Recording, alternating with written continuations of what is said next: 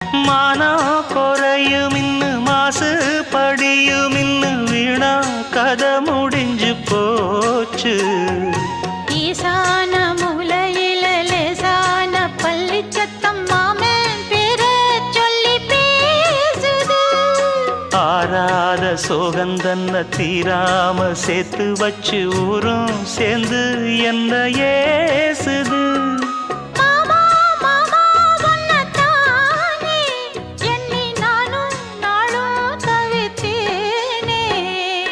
கூண்டுக்குள்ள என்ன வச்சு கூடி நின்ன ஊற விட்டு கூண்டுக்குள்ள போனதென்ன கோலக்கிளியே.